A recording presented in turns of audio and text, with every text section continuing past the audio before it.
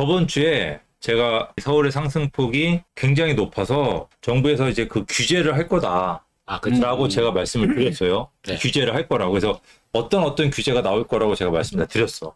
근데 그 바로 하루 이틀 있다가 우리 4대 신문사에서 국토부에서 규제를 준비한다고 뉴스를 써버리는 거예요. 제 얘기를 듣고.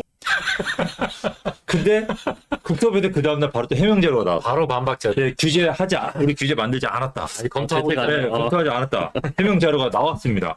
이게 해명 자료가 나왔더라도 아니 땐 굴뚝에 연기 나진 않잖아요. 그렇죠. 그러니까 제가 얘기할 타이밍에 국토부도 깜짝 놀랐던 거야.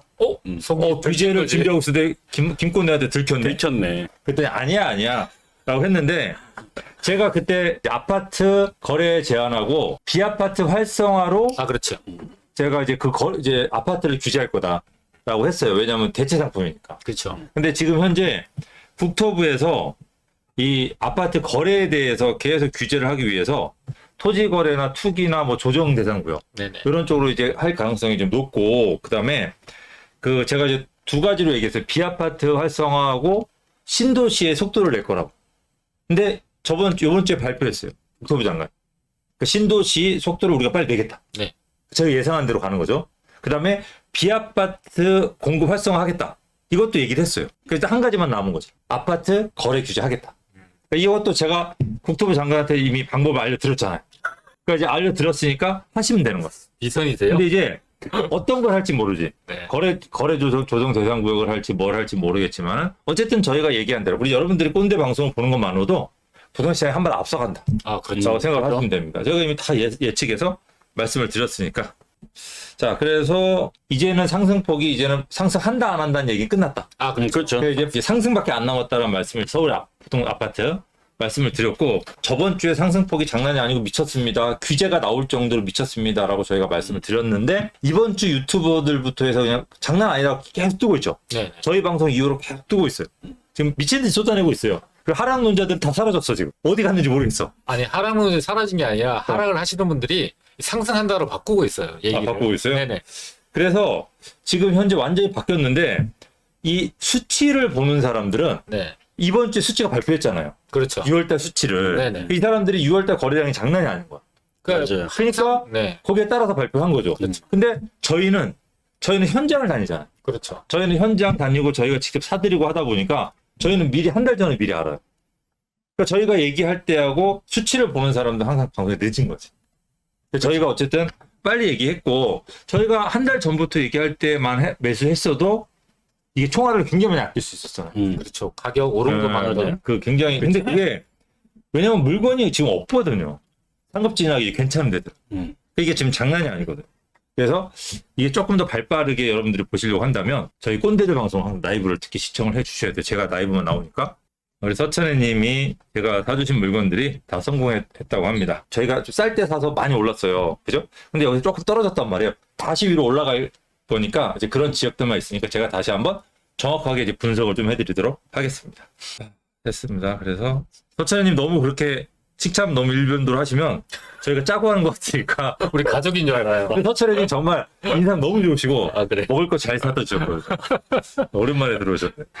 지금 이 서울의 거래량이 장난 아니죠. 네. 서울의 거래량. 이게 거래량 폭이 우리가 5월 달에 5천 건만 네, 그렇죠. 하더라도 이제 미쳤다고 생각했는데 이제 뭐 6월 달에는 네. 몇 건이?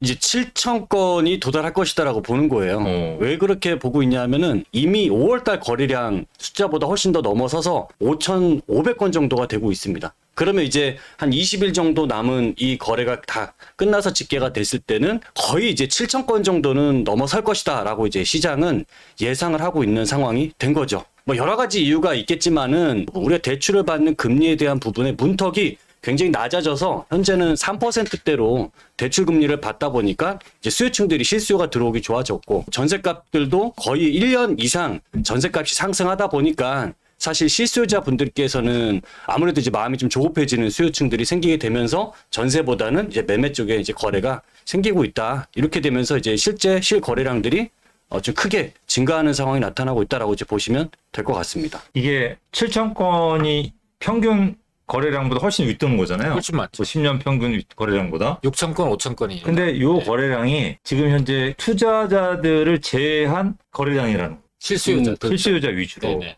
그러니까 그 엄청난 거죠. 그렇죠. 그러니까 보통 한 3분의 1 정도는 투자자가 자리를 잡고 하고 그 3분의 2가 실수요자인데 지금은 거의 투자자가 못 사는 분위기잖아요. 너무 세금도 세고 취득세도 비싸가지고. 네. 근데 그럼에도 불구하고 7천 건이라고 하는 거는 지금 거의 수요는 10,000건이 넘게 있다는 얘기예요. 그러니까 앞으로 10,000건 넘게 늘어날 여지가 있다라는. 물론 이게 9월 달에 이제 DSR을 적용하기 시작하잖아요. 스트레스 DSR을. 그래서 조금 앞으로 몰린 수요도 조금 있을 거예요. 그거 이제 시행하기 전에 사자. 네, 사자. 그런 수요도 있긴 할 텐데 그래도 7천 건이라고 하는 의미는 완전 다르고 그렇죠. 이 7천 건이 갖는 의미가 뭐냐면 이게 지금까지의 거래 양상하고는 완전 다른 거예요. 우리가 지금까지 서울 하면은 여러분들 이제 들어보셨겠지만 상급지. 야, 이거 강남이나 서초나 뭐 용산 같은 데만 뜨고 나머지 지역은 다 죽었다. 이게 그렇죠. 지금까지 여러분들 아마 유튜브를 통해서 들었던 내용일 거예요. 근데 이 7천 건을 돌파하면서 저희는 이제 현장에서 말씀드렸지만은 중상급지, 특히 중급지 위주로 거래량이 굉장히 많이 늘었어요. 그리고 여기 더 중요한 게 뭐냐? 상급지는 거래가 되지 않고 중급지의 거래량이 굉장히 진행했고 그다음에 하급지의 거래가 이제 증가하기 시작했다. 요게 이제 지금까지 우리가 이제 상급지나 중상급지 위주라고 생각을 했는데 그 위주가 아닌 중급지 이하 하급지 위주로 이제 가고 있다. 네. 이게 완전히 좀 다른 현상을 보여주는 거죠. 이거 좀 그 기사 한번 보여주세요. 이게 실제 요 준상급지 견인하고 있다. 네, 이게 이제 강남권이라든지 거의 이제 최상급지 중심으로 거래들 이뤄지고 했다면은 지금 이제 6월 이후부터는 이제 준상급지라고 불리는 지역들 대표적으로 보게 되면 강동이나 성동, 마포, 그다음에 동작, 양천구, 영등포구 같은 지역들이 일단 거래량들이 굉장히 큰 폭으로 이제 증가를 하게 된 거고요. 거의 이제 이 준상급지라고 하는 것은 서울의 아파트의 허리 이상의 가격대를 형성하고 있는 지역이라고 보면 돼요.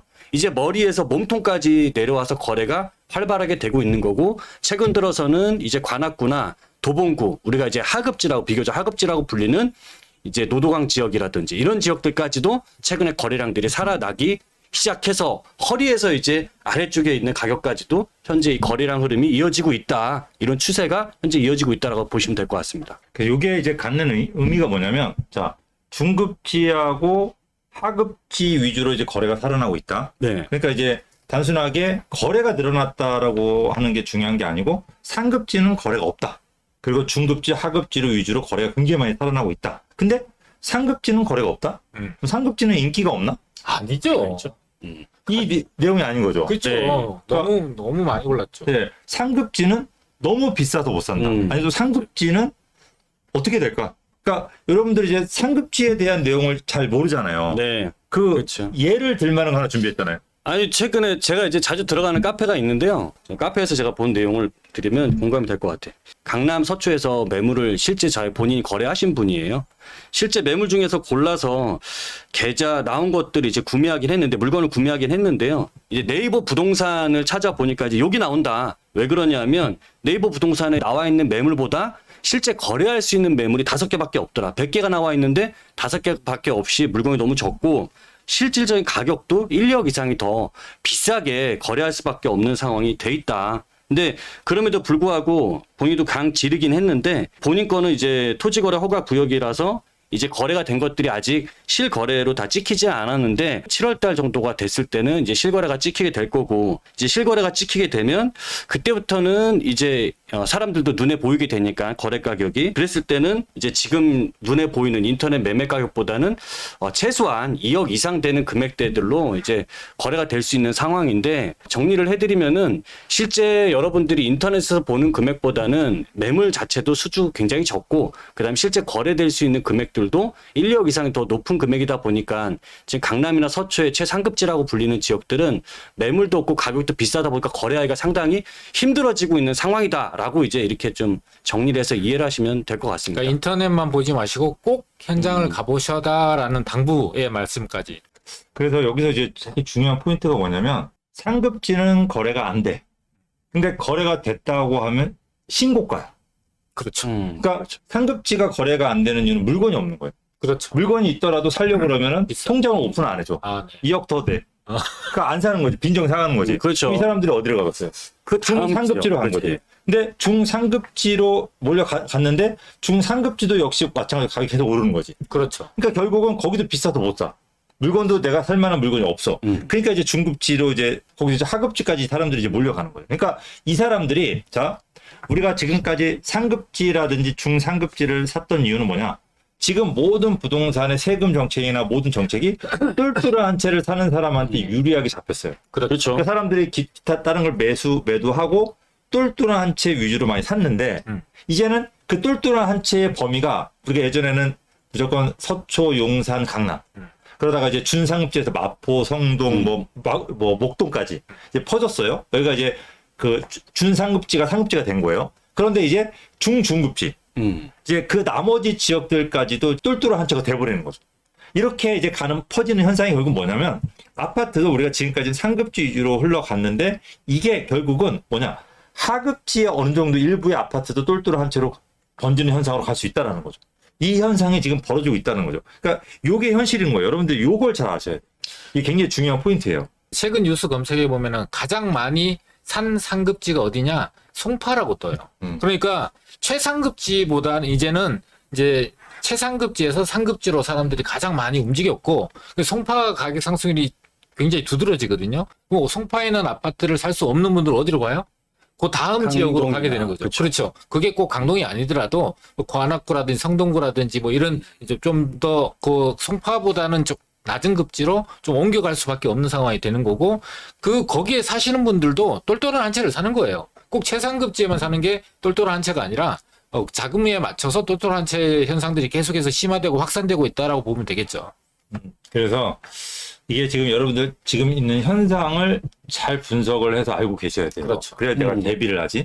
자, 그러면 여러분들이 대비를 하는 게 아니라 우리 꼰대들이 또 길을 알려줘야 되잖아. 네. 그러면은 자, 예를 들어서 우리가 지금 상급지, 중급지, 하급지로 지금 나누어서 지금 흐름이 가고 있어요. 네. 그러니까 이게 이렇게 생각하셔야 돼요. 우리가 부동산을 상급지, 중급지, 하급지에 거주하시는 분도 계시겠지만 그분들 급을 나누는 게 아니에요. 시장의 흐름이 가격대가 상급지, 중급지, 하급지 나눠져 가고 있다라는 거죠. 그렇지. 그래서 여러분들 상급지, 중급지, 하급지를 좀 구분을 해서 지금은 재테크의 전략을 좀 만들어야 될 필요가 있다라는 거고. 그러면 이제 우리 수도권 급지 있잖아요. 급지. 네네. 급지를 한번 좀 알려줘 보세요. 이게 많은 다수가 생각하는 급지의 이제 구분이다 이렇게 이해하시면 좋을 것 같아요.